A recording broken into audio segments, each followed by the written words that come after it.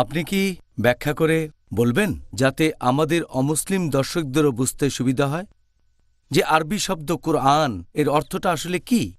আলহামদুলিল্লাহ ওয়াসসালাতু ওয়াসসালাম আলা রাসূলিল্লাহ ওয়া আলা আলিহি ওয়া সাহবিহি আজমাইন আম্মা বাদ আউযু বিল্লাহি মিনাশ শাইতানির রাজীম বিসমিল্লাহির রহমানির রহিম রব্বি ইশরাহ লি সাদরি ওয়া ইয়াসসির লি আমরি ওয়াহলুল উকদাতাম মিন লিসানি ইয়াফকাহু কাওলি।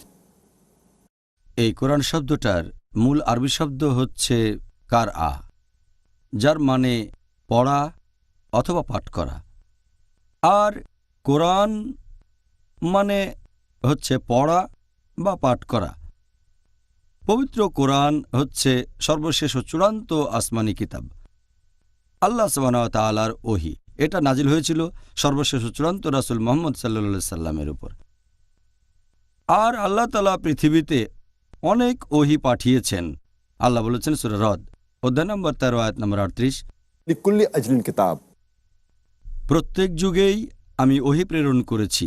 অনেক ওহী আছে, নাম দিয়ে কোরআনে 4টা ওহীর কথা আছে: তাওরাত, জাবুর, ইনজিল আর কোরআন। তাওরাত হলো সেই ওহী আসমানি কিতাব যেটা নাজিল হয়েছিল মুসা আলাইহিস সালামের উপর। জাবুর হলো সেই ওহী আসমানি কিতাব যেটা নাজিল হয়েছিল নবী দাউদ আলাইহিস সালামের উপর। আর ইনজিল হলো সেই আসমানি কিতাব যেটা নাজিল হয়েছিল ঈসা আলাইহিস সালামের উপর। আর কোরআন হলো সর্বশেষ চূড়ান্ত ওহী যেটা নাজিল হয়েছিল সর্বশেষ ও চূড়ান্ত রাসূল মুহাম্মদ সাল্লাল্লাহু আলাইহি সাল্লামের উপর।